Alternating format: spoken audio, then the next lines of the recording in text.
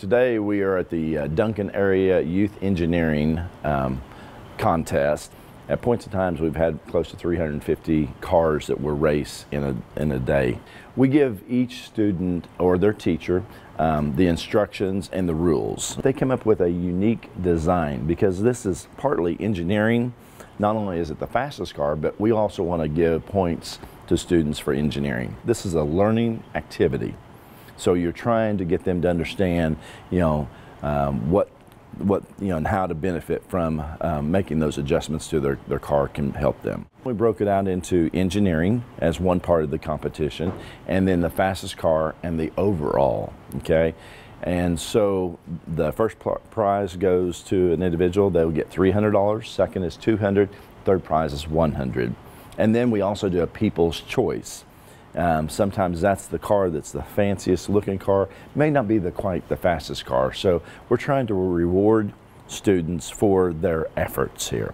And then on the overall, that'll be the combination between the fastest and how they did on their engineering index and score.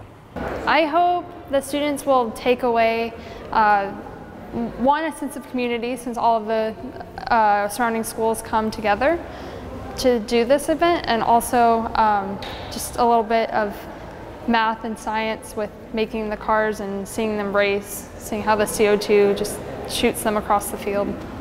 Our company is supporting this event in order to help the students really get engaged in math and science, to keep them interested in the subject, and hopefully maybe they'll come and work for them and get really excited for the manufacturing and science fields. We have all the different pieces that they need to make the car. The kit that they have, it starts with just a block of wood. We do pre-drill the holes, but other than that, it's just a block of wood that they start with. We provide a piece of styrofoam with the same dimensions that they can practice and model their car.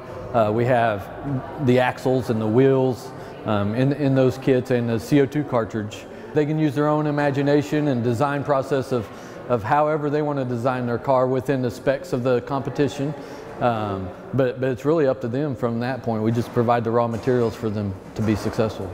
We bring the cars in about 2 weeks ahead of the race time and do a judging on them to make sure that the competitors follow the design rules and that they meet all the requirements. If they're disqualified, we give them a week to redo their car, to correct their car, or what they need to do to be within the acceptable limits so that they can compete today.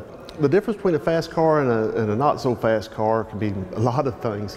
This is a CO2 powered cartridge that's fueling the car down the racetrack. The racetrack's 60 foot long, following a monofilament line. If the wheels are not, the axles aren't straight on the car, if the wheels lope on the car, if they're not trued up, that will cause it to slow down. Friction will cause it to slow down. The type of bearing they use can help speed the car up. The design of the car, its aerodynamics, the whole 9 yards plays into this competition. I made a car and it went really well. Went really fast, got under a second with this CO2 car that goes 300 miles per hour down a track. I won in the engineering division, first place, and then I also won overall after placing second in the entire race.